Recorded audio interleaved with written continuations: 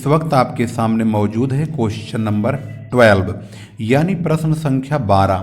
यह प्रश्न issue of debenture से रिलेटेड है। रीडर्स चॉइस की ये बुक है।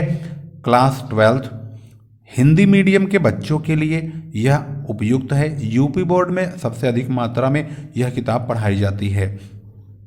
यदि आपके पास यह किताब है तो अच्छी बात है, नहीं है तो भी अच्छी बात है, क्योंकि आप ध्यान लगाइए समझने में। यदि आप इस सवाल को समझ जाएंगे तो आपके पास किसी भी राइटर की बुक होगी तो आप आसानी से समझ सकते हैं। यह मत कोशिश कीजिए कि आपके पास यही बुक होनी जरूरी है। चलिए शुरू करते हैं क्वेश्चन नंबर 12 से पहले की तमाम वीडियोज़ क्वेश्चन नंबर 1 से लेकर 11 तक यानी 1 से 11 तक की तमाम वीडियोज़ यूपी बोर्ड से संबंधित यह किताब है और ये तमाम वीडियोज़ यूट्यूब पर ऑलरेडी अपलोडेड है। प्लेलिस्ट का प्रयोग करके आप इसको आसानी से देख सकते हैं। चलिए शुरू करते हैं क्वेश्चन नंबर 12। समझने के बाद आप इस वीडियो को अपने स्टूडेंट्स जो कि आपके बिल्कुल क्लोज फ्रेंड हैं उनको ज़रूर शेयर कीजिए, क्योंकि यह वीडियो उन सभी बच्चों तक पहुंचना ज़रूरी है जिनके पास उपयुक्त तौर पर कोचिंग सेंटर्स या सुविधाएं मौजूद नहीं है, क्योंकि कोरोना टाइम में बहुत सारे बच्चों की आर्थिक स्थिति खराब हो चुकी है और उन तक हेल्पलाइन के रूप में सिर्फ आप ही एकमात्र सहारा बन सकते हैं। चलिए शुरू करते हैं क्वेश्चन नंबर 12। 1 फरवरी 2016 को R Robert and company limited ने 1 लाख रुपए के 5% वाले ऋण पत्र प्रत्येक 1,000 रुपए के निर्गमित किए। ऋण पत्र 5% प्रब्याजी यानी प्रीमियम पर निर्गमित किए गए। उन पर निम्नानुसार राशि देय थी। 20% आवेदन पर, 30% प्रब्याजी सहित आवंटन पर 15 फरवरी को तथा शेष 28 फरवरी को 105 ऋण पत्रों के लिए आवेदन पत्र प्राप्त हुए। निर्गमन संबंधी लेखा आवश्यक प्रविष्टियों द्वारा कीजिए। इन लेन देनों को कंपनी के चिट्ठे में किस प्रकार दिखलाया जाएगा ये भी आपको बताना होगा। सबसे पहले जब हम इसकी एंट्री करेंगे तो आप ध्यान दीजिए, इस सवाल में इन्होंने डेट भी लिखा हुआ है 1 फरवरी 2018 को, मतलब 16 को। आपकी बुक में 2018 या 19 या 20 कुछ भी हो सकता है। जैसे किताबें नई आती रहेंगी ये डेट आगे बढ़ती रहेगी। तो हम यहाँ पर डेट पर आप ध्यान देंगे तो डेट अगर सवाल में लिखा है तो आप भी लिखिए, यदि नहीं लिखा है तो आप मत लिखिए। फिलहाल मैंने नहीं लिखा है लेकिन आपको बताता चलूँगा कि यह डेट कहाँ पर इस्तेमाल करेंगे। सबसे पहले आप वर्किंग पर ध्यान देंगे। यहाँ 1 लाख रुपए के डिवेंचर्स लिखे गए हैं जो कि 1,000 रुपए का एक डिवेंचर है। यदि हम 1 लाख रुपए को 1,000 से डिवाइड करते हैं तो 100 डिवेंचर आते हैं। इसका मतलब ये होता है कि यदि हम 1 लाख को 1,000 से डिवाइड करते हैं तो डिवेंचरों की संख्या 100 आती है, यानी 100 डिवेंचर इन्होंने इशू किए जो कि 1,000 रुपए का एक है। 105 ऋण पत्रों के लिए आवेदन पत्र प्राप्त हुआ है जिसमें कि 5 ऋण पत्र फालतू आए हुए हैं और वह भी किस रेट से, रेट यहाँ लिखा है 200 रुपए का बैठेगा। कैसे पैसे पता लगा लेते हैं। 1,000 रुपए का एक डिवेंचर है, उसका 20% आवेदन पर, यानी 1,000 गुणा 20/100 गुणा 20 भाग 100, तो इसका मतलब 200 रुपए का एक डिवेंचर बैठता है, यानी एप्लीकेशन पर 200 रुपये। अलॉटमेंट पर बात करेंगे 30% है। 1,000 का अगर हम 30% काटते हैं तो जाहिर सी बात है 300 रुपये ही होगा। अब क्योंकि इन्होंने कहा प्रीमियम सहित तो प्रीमियम भी पता लगा लीजिए। 1,000 का यहाँ पर 5% प्रीमियम चल रहा है। यदि हम 1,000 रुपये का 5% काटते हैं तो 50 रुपये होता है। इसका मतलब 300 रुपये में 50 रुपये प्रीमियम का भी शामिल है, यानी जो डिवेंचर की वैल्यू है वो मात्र 250 रुपये ही है।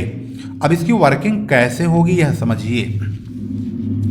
यहाँ पर 150 मतलब 105 डिबेंचर्स की एप्लीकेशन आती है, जबकि कंपनी को सिर्फ 100 डिबेंचरों के पैसे ही चाहिए।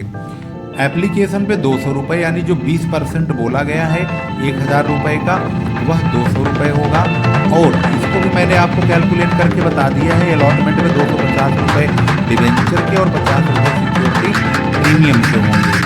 अब उस डिबेंचर का दाम 1050 टोटल बैठता है। 1000 रुपये डिबेंचर का दाम और 50 रुपये सिक्योरिटी प्रीमियम, कुल मिलाकर के 1050 हुआ, जिसमें हम 50 रुपये को अलग कर देते हैं। तो अब 1000 रुपये बचते हैं जो डिबेंचर का ही मूल्य होता है। तो यहाँ पर ध्यान दीजिए, 200 ये हो गया, 250 ये हो गया, 450 हो गए। अब 450 अगर हो गए हैं तभी कितना और बचेगा, सिर्फ 550 रुपये बचेंगे, जो फर्स्ट एंड फाइनल कॉल के नाम से होगा। यानी फर्स्ट कॉल पे 550 रुपये का ही लेखा जोखा होगा, जिसे 100 से मल्टीप्लाई करके हम लिखेंगे। अब चलते हैं इसकी जर्नल एंट्री की ओर।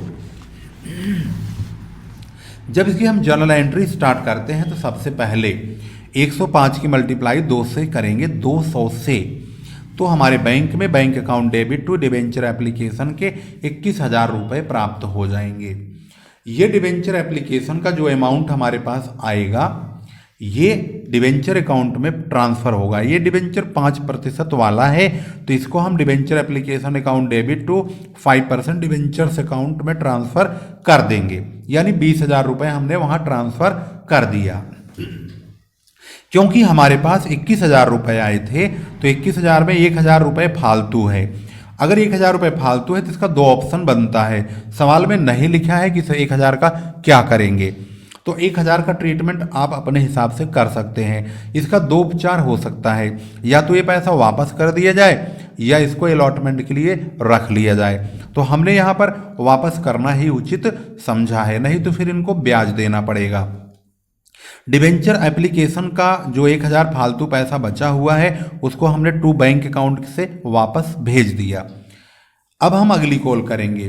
100 की मल्टीप्लाई 250 से करेंगे 25,000 आएगा, 100 की मल्टीप्लाई 50 से करेंगे तो 5,000 आएगा। यानी डिबेंचर अलॉटमेंट अकाउंट डेबिट, यहाँ की रकम आप बाद में लिखेंगे। पहले 5% डिबेंचर में 25,000 लिखिए, 250 की 100 में मल्टीप्लाई करके। टू सिक्योरिटीज प्रीमियम में आप 50 की मल्टीप्लाई 100 में करके लिखिए 5,000 रुपये। ये दोनों मिला करके ही आपके पूरे ये 30,000 रुपये होंगे। आप पहले ही 30,000 नहीं लिख सकते, आपको ये रकम बाद में लिखनी होगी, क्योंकि डेबिट और क्रेडिट का टोटल बराबर आना चाहिए। तो उसके लिए यही रकम आपको उपयुक्त तौर पर यहाँ रखनी होगी। फिर हम बैंक से इसी रकम को प्राप्त कर लेंगे, bank account debit to debenture allotment, और ये रकम हमें प्राप्त हो गई। अब हम अगली एंट्री करेंगे। 550 की मल्टीप्लाई 100 में करेंगे, 55,000 रुपये हम ड्यू करेंगे। Debenture first call account debit to 5% debentures account 55,000 रुपये हमने ड्यू कर लिया, और हमने बैंक से 55,000 रुपये फर्स्ट कॉल के रिसीव कर लिए हैं। अब क्योंकि क्वेश्चन में यदि आपने पढ़ा होगा तो उन्होंने यह भी कहा है कि इसको चिट्ठे में कैसे दिखाया जाएगा।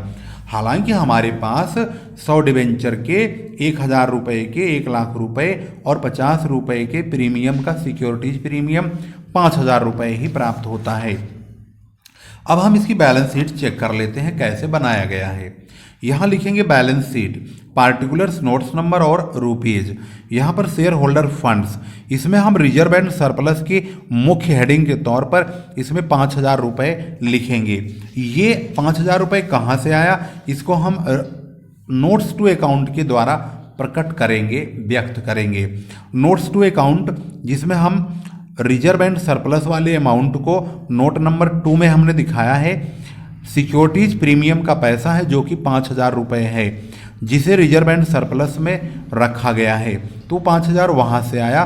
नोट नंबर 2 के नाम से यहाँ लिख देंगे। इसके बाद हम नॉन करेंट लाइबिलिटीज में 5% डिबेंचर्स को लिखेंगे 1,00,000 रुपये का, क्योंकि इसका नोट नंबर 1 है तो हमने इसका अकाउंट नोट नंबर 1 ये लिखा है। नॉन करंट लाइबिलिटीज में आखिर ये पैसा किस हिसाब से आया है, तो यहाँ बताया गया 1,000 5% डिबेंचर्स जो कि 100 रुपये का एक डिबेंचर है, उस हिसाब से 1,00,000 रुपये ये प्राप्त हुए हैं। यहीं से ये रकम 1,00,000 रुपये आया है। अब ये लाइबिलिटी साइड में 1,05,000 रुपये ऐसे दिखाए जाएंगे। जब हम एसेट्स में पहुंचेंगे तो एसेट्स का यहाँ पर करंट एसेट्स मुख्य हेडिंग होगी। जो पैसे हमें मिले हैं टोटल 1,05,000 रुपये, यही कैश एट बैंक के नाम से 1,05,000 रुपये लिख देंगे। यदि आप इस रकम में कंफ्यूज हो रहे हैं तो आप यहाँ पर बैंक वाली तमाम पेमेंट्स को जोड़ सकते हैं। ये ध्यान दीजिए, बैंक के डेबिट में कितनी रकम है। बैंक के डेबिट में 21,000 है, फिर बैंक के क्रेडिट में 1,000 वापस चला गया, 21 में से 1 निकल गया तो बचे कितने 20,000। 20,000 के बाद हमारे पास आया 30,000, 50,000 हो गए। 50,000 के बाद 55,000 और आया तो हमारे पास हो गए 1,05,000 रुपये। तो आप समझ गए होंगे कि कैश एट बैंक का ये 1,05,000 रुपये कहाँ से आया है। इस प्रकार से ये प्रश्न संख्या 12 कंप्लीट हो चुका है, जो आपकी स्क्रीन पर आ चुका है और आपने इसको स्टेप बाय स्टेप बाकायदे देख भी लिया है और इसकी जर्नल एंट्री भी हमने आपको बाकायदे एक एक करके बता दिया है। स्क्रीन को रोक करके आप इसको कॉपी भी कर सकते हैं। इसी प्रकार की वीडियोज को यदि आप पाना चाहते हैं तो धीरज सर कॉमर्स क्लासेस चैनल को अवश्य सब्सक्राइब कर लीजिए और कॉमर्स से रिलेटेड तमाम वीडियोज की अपडेट्स कंटिन्यू लेते रहिए।